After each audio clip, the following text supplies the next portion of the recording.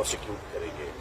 Criminal law में इसकी मान्यत है, 403 CRPC का और आर्टिकल 13 कॉन्स्टिट्यूशन का वो कहता है कि तमाम जुर्म जो आपके नॉलेज नोटिस में आए वो एक ही ट्रांजैक्शन में, एक ही केस में प्रोसिक्यूट होंगे।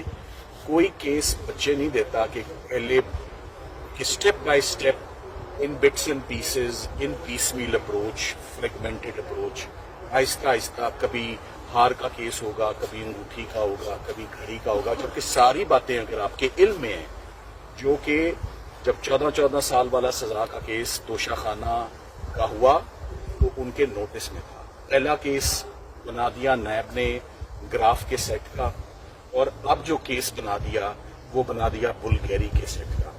तो ग्राफ और बुल्गेरी की आपस में कोई लड़ाई नहीं है कि उनके केसेस इकट्ठे ज्वाइंडर नहीं हो सकते या ये मिस ज्वाइंडर होगा।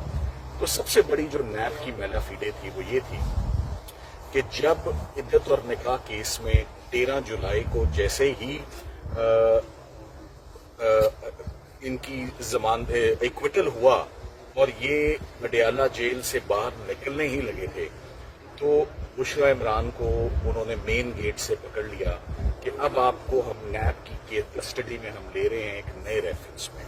इस तमाम प्रोसेस को, इस तमाम नैब की कार्रवाई को हमने हाई कोर्ट में चैलेंज कर रखा है। एक मामला जो है वो मिस्टर जस्टिस आमिर फारूक साहब, चीफ जस्टिस साहब के पास मई के महीने से पेंडिंग है, जिसमें आज हमने बहुत पुरजोर इस्तदा की है कि आज दिन तक हमारी सुनवाई उस केस में नहीं हुई, और हम अदालत के आगे अपना एग्रीमेंट्स रखते हैं कि ये तमाम मामला इलीगल अरेस्ट के, इलीगल रिमांड के और मल्टीपल प्रोसिक्यूशंस के, ये तमाम इंटरलिंक्ड हैं, ये इंटरट्वाइंड हैं, इनको इकट्ठा सुने और इनका इकट्ठा फैसला करें।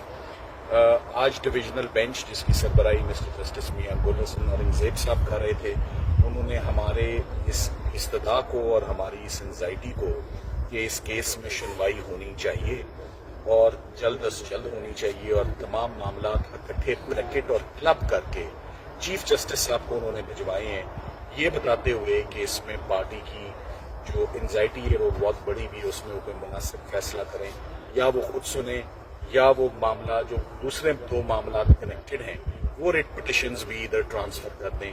तो अब इनका फैसला इकट्ठे मुतवक्के है, यही हम चाहते हैं। और मेन बात इसमें यह है जो आपकी शायद इल्म में नहीं है कि इमरान खान साहब और बुशरा इमरान दोनों ने अपनी जमानत कबलस गिरफ्तारी इस नए रेफरेंस में जज साहब अकाउंटेबिलिटी कोर्ट के आगे रखी, और जज साहब ने वो किसी वजह से वो जमानत उनको नहीं दी और 2 दिन की तारीख डाल दी, एड इंटरम बेल दिए बगैर, जो वो नहीं ऐसा कर सकते थे।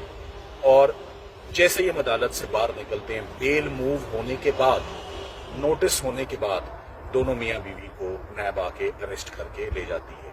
तो ऐसा वाकया तो पहले भी हुआ था, इस्लामाबाद हाई कोर्ट से इमरान खान साहब को ले गए थे नैब 9 मई को, सुप्रीम कोर्ट ने उनकी गिरफ्तारी नैब की कलअदम करार दी, नैब की अरेस्ट को इनवैलिड करार दिया और दोबारा हाई कोर्ट भेजा अल कादिर की बेल में, और मियां गुल हसन साहब ने दोबारा अबूरी जमानत पे से बात करते हुए उनको जमानत दी। तो हमारे पास बहुत अच्छे प्रेसिडेंट मौजूद हैं।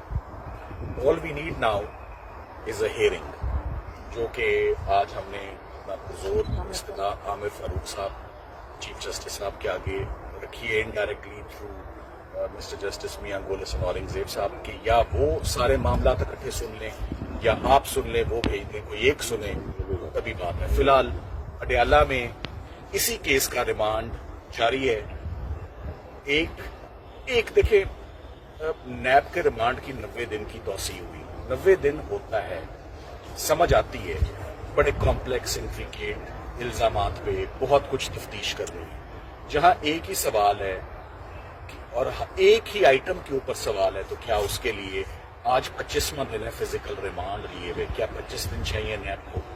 क्या 90 दिन का पूरा उन्होंने डोज देना है? जब तक 90 दिन नहीं होंगे जमानत नहीं डाली जा सकती। तो हम फिलहाल, मैं अगर आपको अपनी हिकमत अमली बताऊं, एक शॉर्ट टर्म रिलीफ है कि रिमांड सेट असाइड हो जाए और जमानत डाल दें, और एक लंबी रिलीफ है और बेहतर रिलीफ है कि ये केस शुरू ही नहीं होना चाहिए। तो हमने आज यही सलाह की है कि हम सारे केसेस को क्लब करके आप इकट्ठा करें اور حکم فرما دیں کہ ہم یہ چوتھی پروسیکیوشن رک دیں یا ہائی کورٹ ان کو کواش کرے گی. nip the evil in the bud at the right time. Thank you very much. السلام علیکم. جی آپ نے سلمان صفدر صاحب